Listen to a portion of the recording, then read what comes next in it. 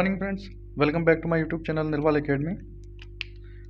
Last video में हमने 42 तक क्वेश्चन सॉल्व कर लिए थे, तो उससे आगे के क्वेश्चन हम इस वीडियो में सॉल्व करेंगे। तो ज़्यादा टाइम ना वेस्ट करते हुए वीडियो को स्टार्ट करते हैं। तो क्वेश्चन नंबर फर्स्ट है, मूलधन है 1500 रुपये, दर है 7%, समय है 8 वर्ष। तो दर कितना है 7%, तो इसको कैसे लिख सकते हैं 7%, इस तरीके से लिख सकते हैं। कितने रुपये 1500 रुपये, ठीक है। इस तरीके से निकाल दो, 1500 का 7%, ये 1 साल का ब्याज आ जाएगा। कितना हुआ 105 रुपये। कितने समय के लिए पूछ रहा, 8 साल के लिए। तो 105 के इंटू 8 में मल्टीप्लाई 840 रुपये, ठीक।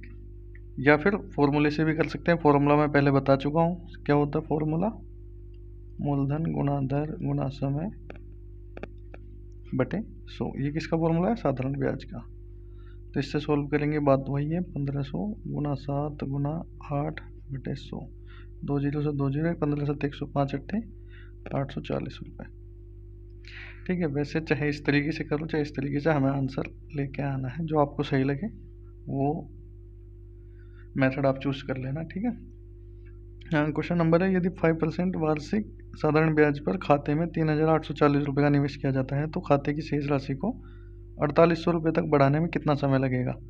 तो ब्याज कितना हुआ इसमें भाई, ये था हमारा मूलधन, बढ़ के कितनी हो गई वो 4800 रुपये। 3840 से 4800 रुपये, तो ब्याज कितना लगा होगा 4800 माइनस 3840 डिवाइड 4800 में से 3840 घटाते हैं, 0 में से 0, 10 में से 4 के 6, यहाँ बचे 7 इधर से हासिल लिया, 17 में से 8 के 9, यानी 960 रुपये ब्याज हुआ है। पूछ क्या रहे हैं, समय। समय का फॉर्मूला होता है वही साधारण ब्याज से आप निकाल सकते हैं। समय को अगर इधर ही छोड़ा जाए तो साधारण ब्याज गुणा 100 बटे मूलधन गुणा दर। ये वाला फॉर्मूला इसी वाले फॉर्मूले से ही बना है, ठीक है। तो समय निकालना है हमें, साधारण ब्याज है 960 रुपये गुणा 100, और दर कितनी है 5%, और मूलधन है हमारा 3840 रुपये, ठीक। 1 जीरो से 1 जीरो काटेंगे, 96 चौके 384, 4 से काटेंगे 4 25, 5 से काट देंगे 5, यानी 5 वर्ष हमारा आंसर आ जाएगा। आंसर, एक मोटर यात्री 150 किलोमीटर दूर एक स्थान की यात्रा 50 किलोमीटर प्रति घंटा की औसत गति से करता है और 30 किलोमीटर प्रति घंटा की गति से लौटता है। तो पूरी यात्रा में उसकी औसत गति क्या है। तो वो एवरेज स्पीड का जो फॉर्मूला होता है, यानी औसत गति का फॉर्मूला आता है, औसत गति का जो फॉर्मूला है वो है कुल तय की गई दूरी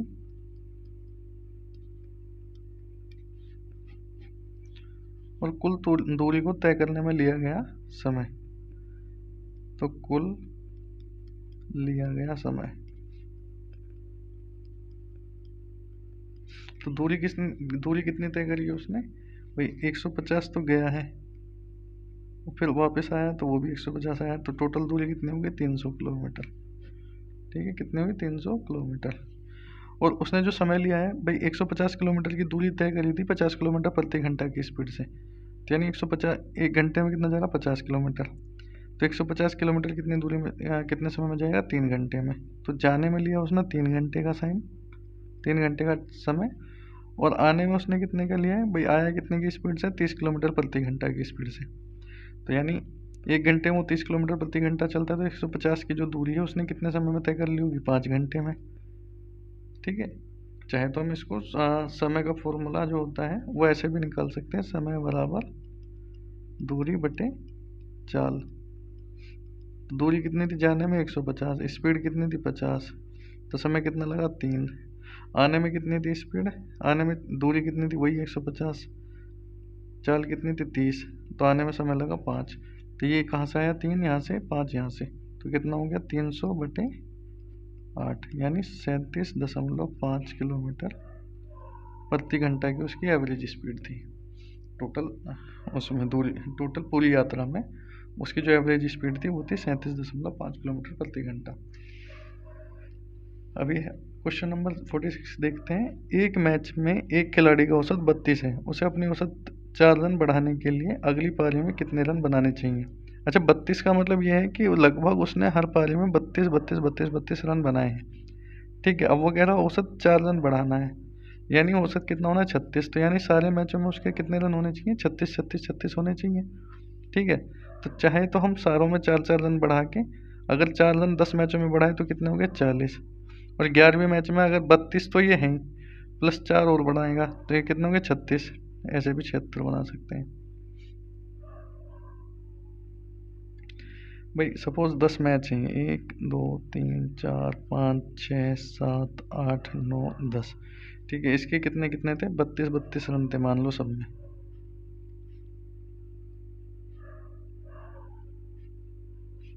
ये ऐसे करना नहीं है, बस मैं बता रहा हूँ समझाने के लिए। तो अगर औसत जो है 4 रन बढ़ा तो सब में 4 बढ़े होंगे यहाँ पर।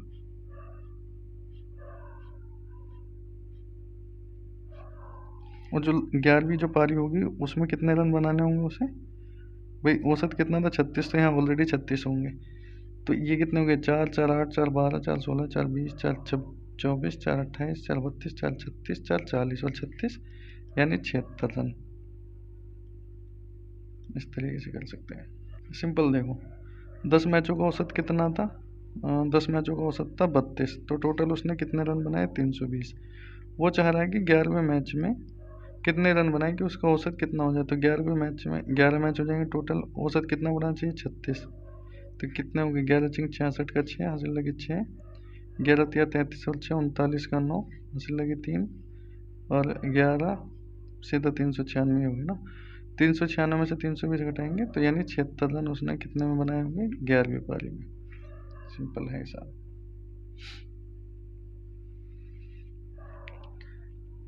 ये कह रहा है एक संख्या यदि 20% कम हो जाती है तो 480 हो जाती है। भाई संख्या कितनी होती है अपने आप में 100%।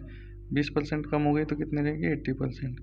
80% बराबर किसके हैं 480 के। तो 100% बराबर कितने का होगा 480/80 इंटू 100, ये है 6 यानी 600। संख्या कितनी होगी, संख्या है वो 600। ये कह रहा 60 240 का कितना प्रतिशत है। 60 240 का कितना प्रतिशत है, 60 कितना प्रतिशत है 240 का। 0 से 0 6 चौक 24, 4 से काटेंगे 25%। ठीक भाई, 60 पूछ रहा है किसका 240 का, जिसका पूछता है उसको हमेशा नीचे लिखते हैं। ठीक है, और 100 मल्टीप्लाई करेंगे 100 से परसेंटेज में बनाने के लिए, तो आंसर क्या आएगा हमारा 25%। ये कह रहा है एक व्यक्ति के वेतन में पहले 20% की वृद्धि होती है, फिर उसमें 20% की कमी हो जाती है, तो वेतन में परिवर्तन क्या होगा। तो इस तरह का क्वेश्चन मैंने बताया भी था। वृद्धि के लिए प्लस का साइन, कमी के लिए माइनस का साइन, और प्लस माइनस माइनस हो गया 20 का 20%, प्लस माइनस से ये कट गया, माइनस का क्या हुआ 1 0 से 1 0, 2 0 से 2 0, यानी 4, यानी 4% क्या हुआ माइनस आया ना। ये अगर माइनस में आंसर आता है तो आएगी कमी, अगर प्लस में आंसर आता है तो आता है लाभ। ये चीज़ याद रखिएगा, मतलब माइनस में तो कमी, प्लस में आता है तो वृद्धि। ये पूछ रहा है 280 का 70 कितना प्रतिशत है, तो वही 70 किसका 280 का प्रतिशत, 4 4 25। ठीक, एक विक्रेता अपना माल बेचते समय 1 किलो के स्थान पर 800 ग्राम वजन का 800 वजन करता है। इस अभ्यास में उसे अतिरिक्त लाभ प्रतिशत कितना होता है। उसने 800 ग्राम चीज़ बेच रहा है, 1 किलो में 800 ग्राम चीज़ बेच रहा है, तो यानी फ़ायदा कितने का हो रहा है 200 ग्राम का। कितने पे हो रहा है वो 800 पे, बेच तो 800 ग्राम ही रहा है, फ़ायदा कितने का हो रहा है 200 ग्राम का। कितने पे हो रहा है 800 पे, तो परसेंटेज 200 चौका 800, 4 से इसे काटेंगे 25%। एक आदमी ने 2500 रुपये में एक साइकिल खरीदी। 25% का लाभ प्राप्त करने के लिए उसे कितने रुपए में बेचना चाहिए। भाई साइकिल कितने की थी 2500 रुपये की, 25% लाभ के लिए 125/100। अगर यहाँ पे लॉस होता कि 25% हानि पर, तो यहाँ कितना हो जाता 75/100। तो इस चीज़ से हमें क्वेश्चन सोल्व करना है। सोल्व करेंगे 25 पंजे 125, हासिल लगे 12, 25 दूनी 50 और 12 62 का 2 हासिल लगे 6, 25 कम 25 6 31, 3125 रुपये आंसर हो जाएगा हमारा। अब क्वेश्चन नंबर है 20% का अंश क्या होगा। इस तरह के क्वेश्चन को, ये अंश नहीं, इस तरह के क्वेश्चन को भिन्न में लिखना पड़ेगा। तो 20/100 लिखेंगे, ये हो गया भिन्न में। अगर इसे काटेंगे तो 1/5 हो जाएगा। तो इसमें अंश क्या होगा, अंश होता है ऊपर वाली संख्या और हर होती है नीचे वाली संख्या। अंश और हर, अगर इस तरीके से पूछता है कि अंश या हर क्या होगा, बट इसने जो आंसर दिया हुआ है वो भिन्न के रूप में दिया हुआ है, तो इसमें आंसर क्या, 1/5। अगला क्वेश्चन है, एक क्रिकेट बल्लेबाज ने 120 रन बनाए, ठीक है, 120 रन बनाए, उसमें उसने 3 चौके, जिसमें 3 चौके और 8 छक्के, यानी 3 तो बनाए चौके और 3 मारे चौके और 8 मारे छक्के। तो उसने अपने कुल स्कोर का कितना प्रतिशत विकेट के बीच दौड़कर बनाया। भाई 12 रन तो चौके से बनाए और 48 रन बनाए उसने छक्के से, तो टोटल कितने रन बनाए हैं, 60 रन। 60 रन बनाए उसने चौके छक्के से, तो 120 बनाए हमने टोटल। अगर 60 रन चौके छक्के से बनाए तो उसने जाहिर सी बात है, तो बाकी के जो रन बनाए होंगे वो दौड़ के बनाए होंगे। तो 60 रन उसने बनाए हैं दौड़ के। तो ये पूछ रहा है उस अपने कुल स्कोर का कितने प्रतिशत विकेट के बीच के दौड़ कर बनाए। तो 60 किसका, 120 का कितना परसेंट है, 50%। आई होप समझ में आ गया होगा। एक संख्या में 20% की वृद्धि करने पर संख्या 480 हो जाती है। भाई संख्या कितनी होती है, हमेशा मैंने बताया था 100%। 20% की वृद्धि हो गई, कितनी होगी, 120%। तो 120% बराबर है 480 के। वो पूछ रहा है संख्या क्या है, तो संख्या क्या होती है, वो 100%। तो 100% बराबर कितने का होगा, 480/120, इससे इसे काट इंटू 100 करेंगे, 480/120, 100 बराबर कितने का होगा, यह है 4, 4 के मल्टीप्लाई 100 में 400। तो संख्या क्या हुई, 400। अगला क्वेश्चन है 5% ब्रैकेट में 300 रुपये का 50%। तो मैंने पहले ही बताया था इसमें बोर्ड मास का यूज होता है। पहले हम ब्रैकेट को सोल्व करेंगे। तो 5% बराबर 300 का 50% कितना होगा, 2 जीरो से 2 जीरो, यानी 5% ऑफ 150। तो 5 इंटू 150/100, 0 से 0, 5 दूनी 10, 2 से काटेंगे 7.5 रुपये, 7.5 आंसर आ जाएगा। अगला क्वेश्चन है, यदि 50 रुपये मूल्य की पुस्तक की लागत 25 रुपये की वृद्धि की जाती है। वह 50 रुपये की चीज़ थी, 25 की और वृद्धि की गई, तो वृद्धि की दर क्या है, यानी परसेंट में बताना है। तो 25 रुपये किस पे वृद्धि हुई है, 50 रुपये पे। 25 किस पे वृद्धि हुई, 50 पे, और परसेंटेज बनाने के लिए 100 से मल्टीप्लाई, 25 दूनी 50 और 50%, ये हमारा आंसर। ये कह रहा है कितनी संख्या में 20% की वृद्धि करने पर 300 हो जाएगी। वह माना संख्या है 100, 20% की वृद्धि करने पर तो 300 ही है, प्लस 20% बराबर 300 के, यानी 120% बराबर 300 के। तो 100% बराबर कितने के होगा, 300/120 गुना 100। 1 जीरो से 1 जीरो, 2 छिक्के 12, 50, 6 से काट देंगे 5, 50 पंजे 250, आंसर हो जाएगा।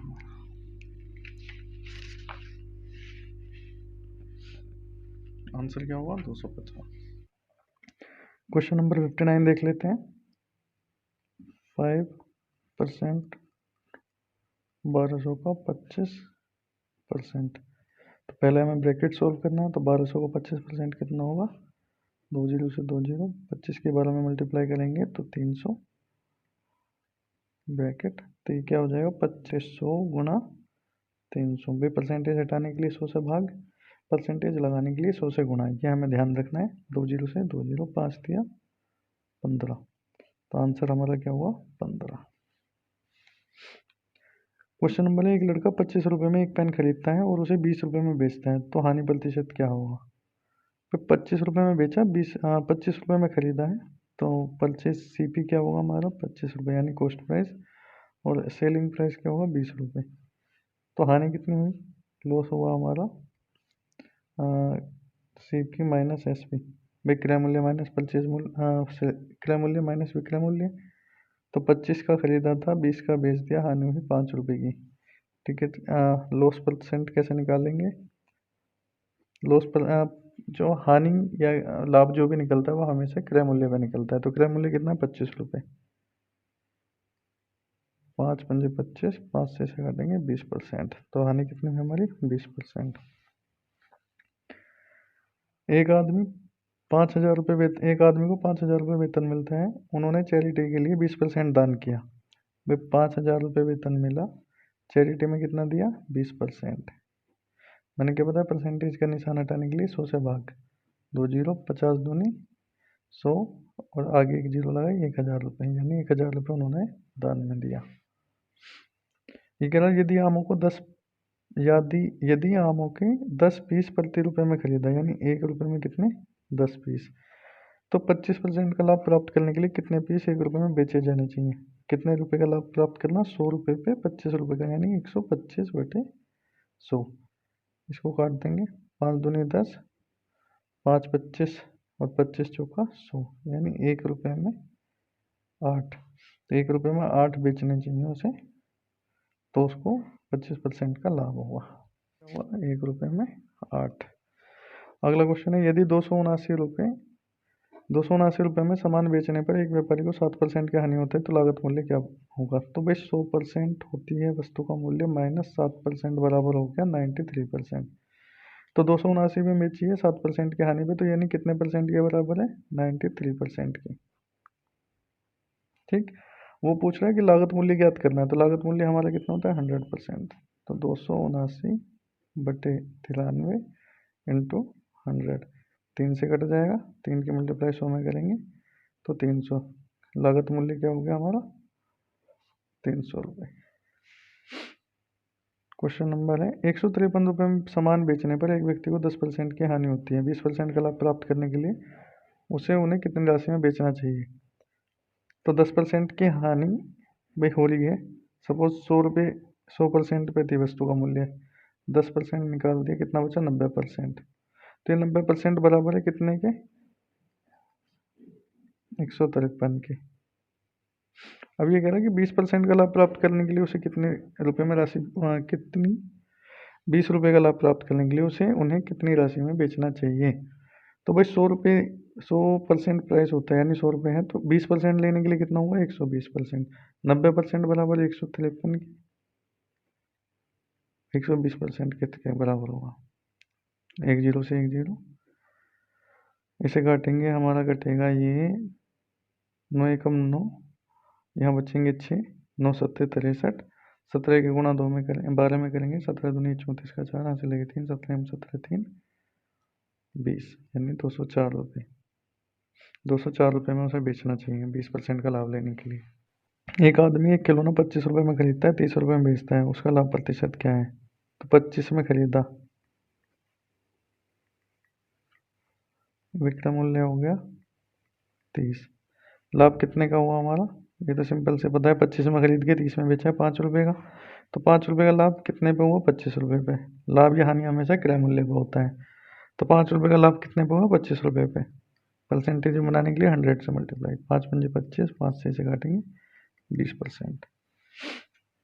अगला क्वेश्चन है, हरी ने 35 छात्रों में 630 चॉकलेट समान रूप से बांटी, तो प्रत्येक छात्रों को कितने चॉकलेट मिली?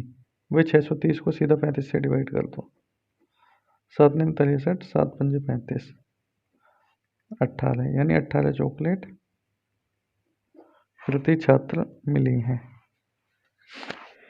ये कह रहा है केक 10 छात्रों के बीच समान रूप से वितरित किया गया, प्रत्येक छात्रों को कितने प्रतिशत केक मिला? तो मैंने पहले ही बताया कि प्रत्येक जो चीज़ होती है वो अपने आप में 100% होती है, माना 100% थी, वो 10 छात्रों में बांटी गई, तो एक छात्र को कितनी मिली? 10%। ये क्वेश्चन है 4/5 प्लस 85/100 प्लस 3/4। इस तरह के क्वेश्चन में हमेशा ध्यान रखिएगा, अगर पॉइंट में आंसर आ रहा है तो नीचे एलसीएम में हमेशा कोशिश कीजिएगा कि इस तरीके का एलसीएम आए, 10 10 100 1000 के मल्टीप्लाई में। तो यहाँ हमने एलसीएम ले लिया 100, अगर 100 एलसीएम लिया हुआ है तो यहाँ कितना होगा? 5 20 100, 100 एकम 100, 4 25 100, 20 चौक 80, 85 एकम 85, 25 दिया 75, इनको जोड़ेंगे 5 5 10 की 0 यहाँ से लगेगा 8 9 8 17 8 7 24 बटे 100। तो क्यों लिया था हमने नीचे 100? इसी वजह से। अब यहाँ पे नीचे है 100, तो इसको अगर काटेंगे तो कितना आ गया? 2.4। ये हमारा आंसर। ये कह रहा है गोपाल 1 घंटे में 20 पेज पढ़ने की क्षमता रखता है। यदि एक पुस्तक में 100 पृष्ठ हैं तो गोपाल पुस्तक को पूर्ण करने में कितना समय लेगा? तो गोपाल 20 पेज पढ़ता है 1 घंटे में। ठीक है, एक पेज कितने घंटे में पढ़ेगा? 1/20 घंटे में। 100 पेज कितने घंटे में पढ़ेगा? 1/20 गुना 100, 20 पंजे 100, यानी 5 घंटे में। ये हमारा आंसर है। अच्छा, पॉइंट वाले जो जोड़ने के लिए मैं पहले भी आपको बता चुका हूँ, 1 पॉइंट के नीचे पॉइंट रखना है। 1.6777, 2.5555, 3.4566 जोड़ेंगे। 7 5 12 6 18 का 8, हासिल लगा 1, 7 8 5 13 6 19 का 9, हासिल लगा 1, 7 8 5 13 5 18 का 8, हासिल लगा 1, 6 7 5 12 4 16 का 6, हासिल लगा 1 1 2 2 4 3 7, 7.6898। ये इसका आंसर। क्वेश्चन नंबर है 2.5 इंटू 6.7 इंटू 5.9। तो मल्टीप्लाई करने के टाइम पे हम इनके जो ये पॉइंट है उसको एक थोड़ी टाइम के लिए भूल जाते हैं। तो 67 की मल्टीप्लाई 25 में करते हैं पहले। 25 7 175, हासिल लगे 17, 25 ठीक का 150 और 17, 150 और 17 हो गए 167। ठीक, 59 से मल्टीप्लाई कर दो। 9 5 45, 9 7 63 4 67, हासिल लगे 6, 9 6 54 6, 60 की 0, हासिल लगे 6, 9 कम 9 6 15, 5 पंजे 25 की 0, 5 पंजे 25 का 5, हासिल लगे 2, 5 7 35 2 37 का 7, हासिल लगे 3, 5 6 30 3 33 का 3, हासिल लगे 3, 5 5 3 8, 5 7 5 12 का 2, हासिल लगे 1 7 8 5 3 8 1 8 9। ठीक, ये आ गई इसकी टोटल मल्टीप्लाई। भाई टोटल की हमने मल्टीप्लाई कर दी, तो यहाँ पे कितने 1 2 3 3 अंक हैं, 3 अंक पहले दशमलव लगा दो, यही हमारा आंसर होगा।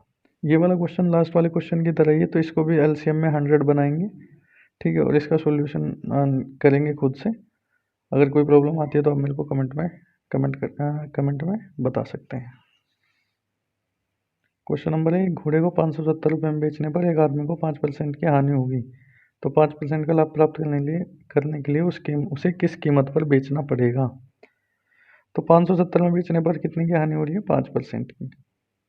तो 100 माइनस 5, 100% माइनस 5% बराबर हो गया 95%। तो 95% बराबर कितने के हैं?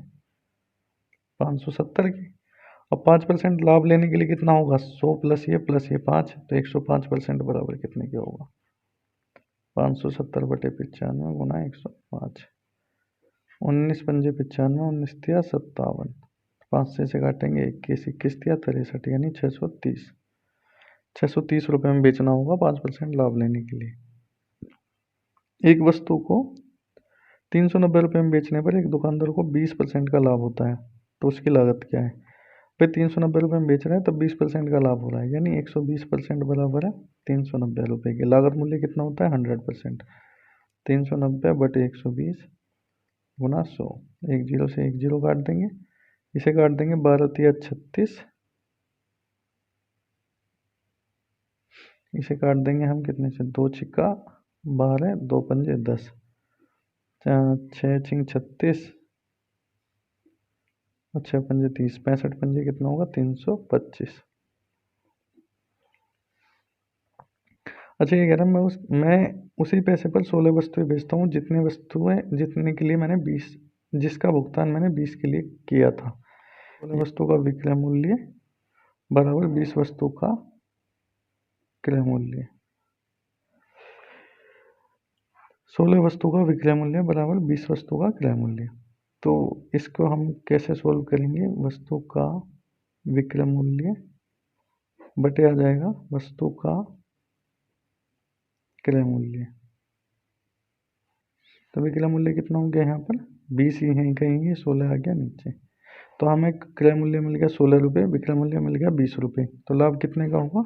4 रुपये का। भाई अगर हम क्रय मूल्य मान लें 16, विक्रय मूल्य हो गया हमारे पास 20, क्रय मूल्य होगा 100, तो 16 रुपये की चीज़ 20 रुपये में बेची, लाभ कितने का हुआ? 4 रुपये का। तो ये 4 रुपये का लाभ किस पे होगा? क्रय मूल्य पे। लाभ यानी हमेशा होता है क्रय मूल्य पे। तो 4/16 इंटू 100 परसेंटेज में बनाने के लिए 4 चौक 16, 4 25 यानी 25% बस। बट इसमें ऑप्शन में जो आपको 25% दिया हुआ नहीं है, तो हमारा आंसर जो है इसमें क्या होगा 25%। इसमें क्वेश्चन में आंसर जो दिया हुआ है वो गलत दिया हुआ है। इसमें आंसर दिया हुआ है 20%, तो आंसर होगा हमारा 25%। ये हमारा आंसर है। ये कह रहा अरुण ने एक मशीन को 80,000 रुपये में खरीदा, उसकी मरम्मत पर 5,000 रुपये लगाए और परिवहन पर यानी किराए में 1,000 रुपये लगाए। टोटल कितने की होगी? 0,00516 86,000 की होगी। उसको 25% लाभ पर बेच दिया, यानी 125/100 पर बेच दिया उसने। 2 0 से 2 0, इसकी मल्टीप्लाई करेंगे इसमें, यह आ जाएगा आपका 1,07,500 रुपये। ये हमारा आंसर होगा। कह रहा प्रशांत ने एक कार खरीदी और मूल कीमत से 10% कम भुगतान किया, यानी अगर 100 रुपये की चीज़ थी तो उसने भुगतान कितना करा है? 90। भुगतान की गई कीमत पर 30% के लाभ के लिए उसे बेच दिया। जो उसने ये कह रहा है कि उसके द्वारा भुगतान की गई कीमत पर 30% लाभ के साथ उसने उसे बेच दिया, यानी 90 रुपये पे उसने लाभ कितने का लिया? 30% का, यानी 130/100। तो वो कह रहा मूल कीमत पर कितना लाभ अर्जित हुआ। तो इसको हम सॉल्व करेंगे।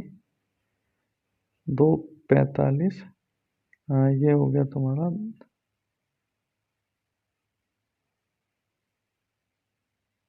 2 पंजे 10, 5 निम 45, 13 निम्मा 117, यानी वस्तु कितने की थी? 100 रुपये की। तो मूल कीमत कितनी थी उसकी? 100 रुपये। उसने बेची कितने में? 117 रुपये में। तो मूल कीमत पर उसने कितना लाभ अर्जित किया? 17%। ये हमारा आंसर है। ये कह रहा है एक व्यापारी किसी वस्तु का अंकित मूल्य उसके क्रय मूल्य से 35% अधिक रखता है, यानी 100 रुपये की चीज पर 135 रुपये लिखता है। वो कह रहा है 8% लाभ प्राप्त करने के लिए कितनी छूट देनी चाहिए। तो 8% लाभ प्राप्त करने के लिए उसने यानी 108 रुपये, तो 135 रुपये पे कितनी छूट दे कि उसे मतलब कितने % छूट दे कि उसकी जो वस्तु का जो विक्रय मूल्य है वो 108 रुपये आ जाए। तो 135 में से 8 गए 27, यानी ये 27 रुपये उसे छूट के रूप में देने हैं। किस पे? 135 रुपये पे। तो 27 कितना % है? 135 का। 27 पंजे 135, 5 से काटेंगे 20%। ठीक, यानी अगर वो 135 रुपये पे 20% छूट देगा तो विक्रय मूल्य क्या आ जाएगा वस्तु का? 108 रुपये, जो कि 100 रुपये से 8 रुपये फालतू है, यानी 8% उसका लाभ उसे मिल जाएगा। अगला क्वेश्चन है किसी वस्तु के क्रय मूल्य में 10% की छूट देकर एक ग्राहक को कितनी राशि का भुगतान करना होगा यदि मुद्रण मूल्य से है। भाई 10% की छूट दे दी अगर, तो यानी 90% का भुगतान करना होगा। 540 ये आंसर हमारा 540।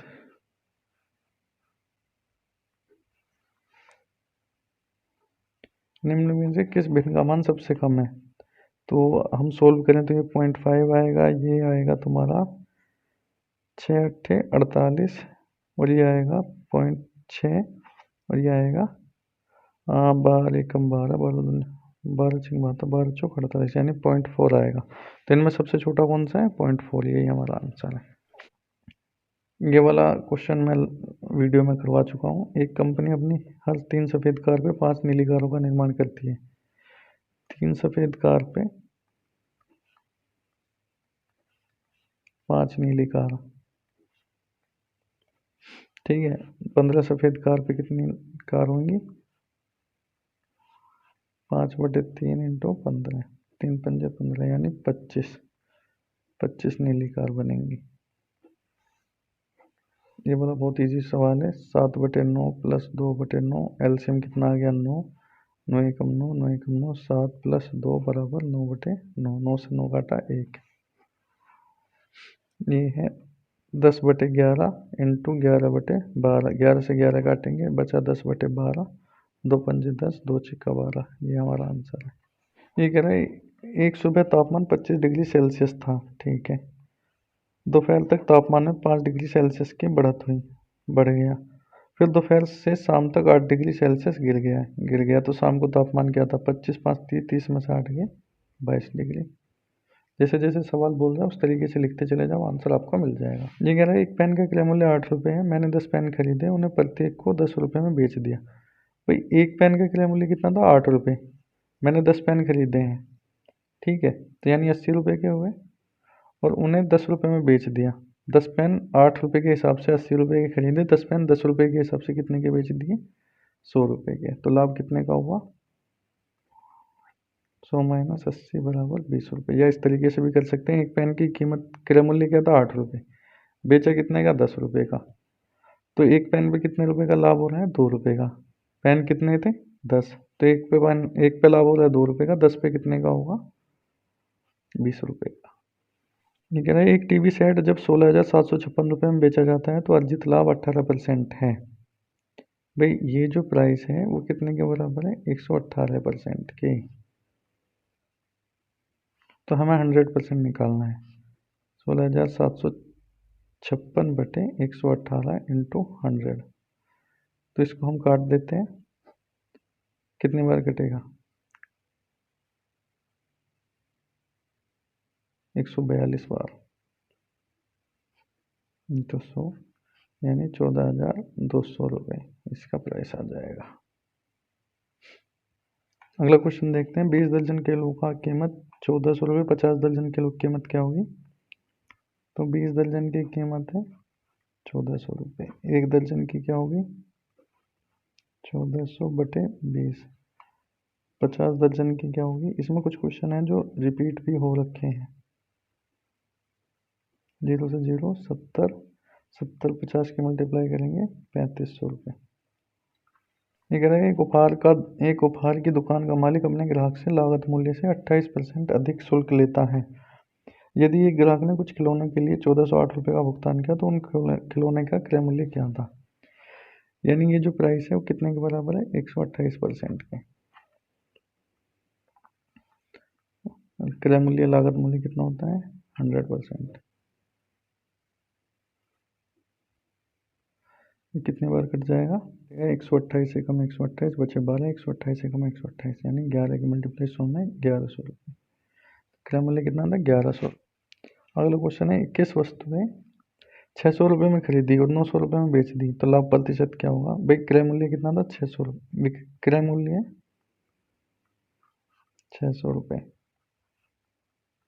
विक्रय मूल्य है 900 रुपये। लाभ कितना हुआ? 900 माइनस 600, यानी 300 रुपये का। 300 का लाभ कितने पे हुआ है? 600 रुपये पे। परसेंटेज में बदलने के लिए मल्टीप्लाई 3 दूनी 6, 3 से काटेंगे 50, यानी 50% का लाभ हुआ। ये कह रहा 10 कैलकुलेटर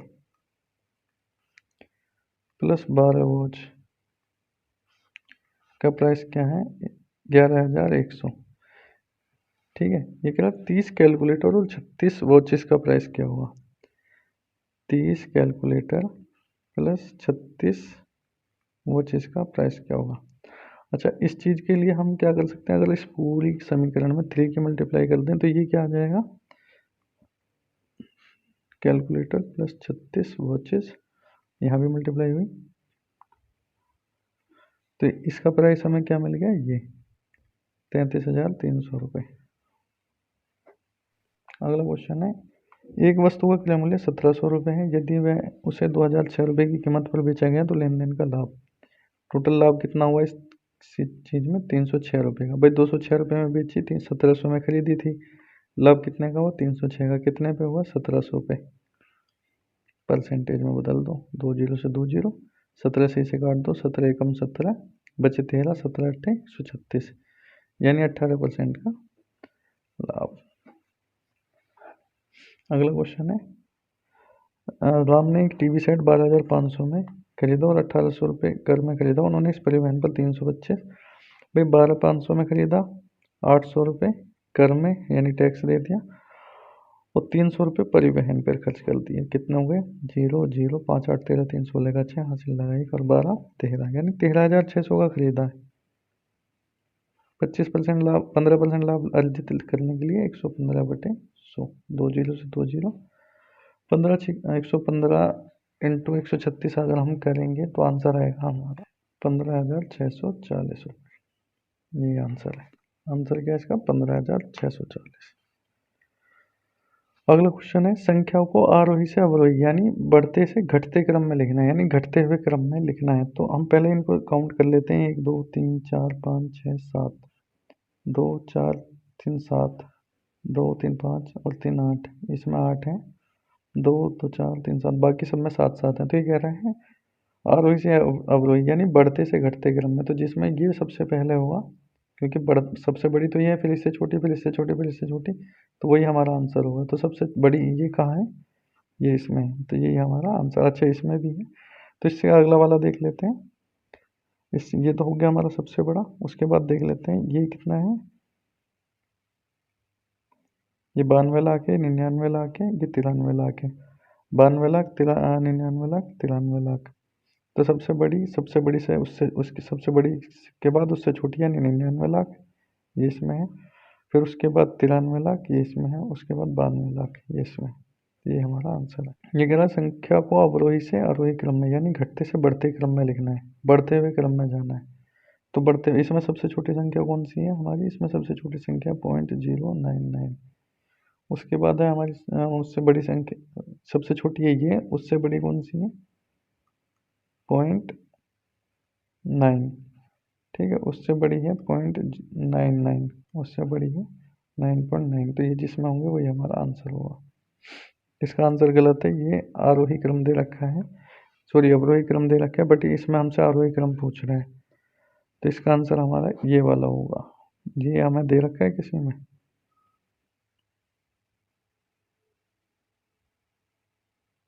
नहीं, ये किसी में नहीं दे रखा, तो आंसर इसका ये होगा। ये आंसर इसका गलत है, क्योंकि अवरोही से आरोही यानी बढ़ते हुए क्रम में लिखना। तो सबसे छोटी हुई 0.009, 0.099, उससे बड़ी हुई 0.9, उससे बड़ी हुई 0.99, उससे बड़ी हुई 0.9।